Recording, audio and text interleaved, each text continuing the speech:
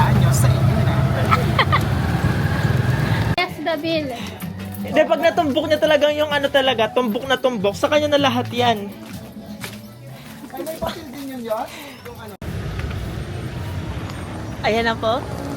Dinadala na po tayo. Grab dyan sa Jollibee na. Okay, wait. Ayan, nandito kami sa 7-Eleven. Bali, nag-grab kami. So, 10 minutes pa bago siya dumating. So, waiting kami.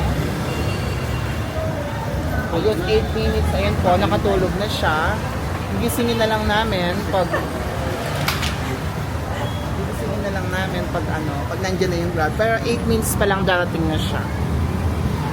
Nandito kami sa harap ng Jollibee sa Uyo. Papunta kami ng Trinoma, ipapapalit namin. So, hulaan nyo guys, pag natumbok nyo.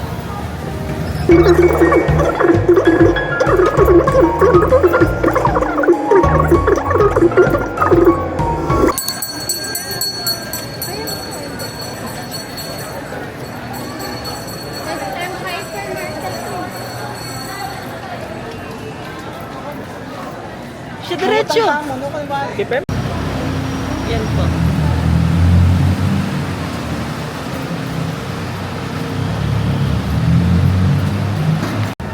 Ayan guys, so kakarating lang namin dito sa SM North. Waiting pa kami kasi sobrang daming tao tsaka maaga pa sa loob. Ayan. Ayan ang kaganapan ngayon sa SM North. Sobrang daming tao.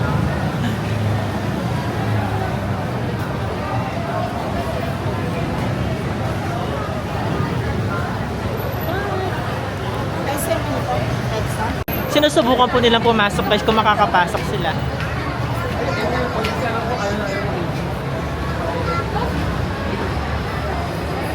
Yan. Tingnan natin kung makakapasok tayo.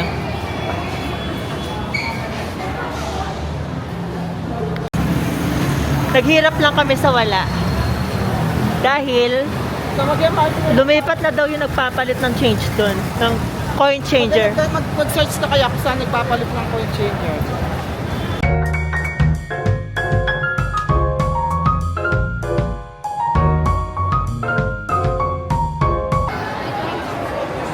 Ngayon, dahil napagod tayo sa kakapilang ng barya, so nandito tayo sa SM North EDSA para kumain sa Pabalen. Okay na yun. Pero ganyan.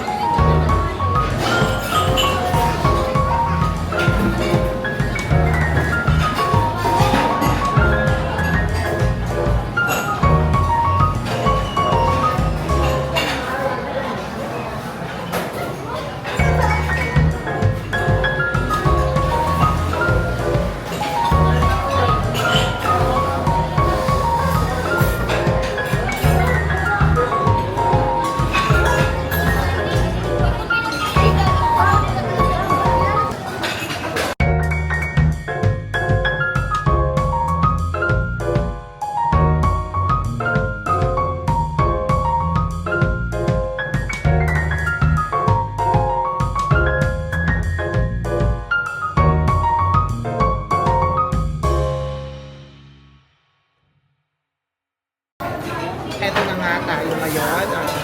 So nakapamili na tayo ng pagkain. So naubos na natin.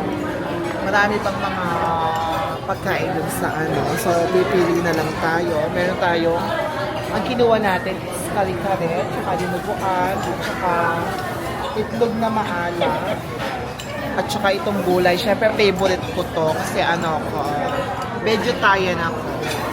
Okay guys, mamaya. Hello, good evening. Bali is 9. Time check is 9:58. So mag-10 na pala. So galing kami ng Novaliches sa Uyo. Bali nag-stop kami dun kasi nagpakain kami dahil 2 months ng baby ng pamangkin namin. So ngayon pauwi na kami ng Pampanga. Ayan, kasama ko sila. Say hi kayo. Ayan. Ayan si Miss Candy, Marriott Candy Show. Bali ni-rent namin tong bus. kasi nagmamadali kami. Meron pa kaming call time ng mga 12 sa Pampanga. Kaya nirent na lang namin itong bus papuntang Daug. Okay guys, thank you for watching.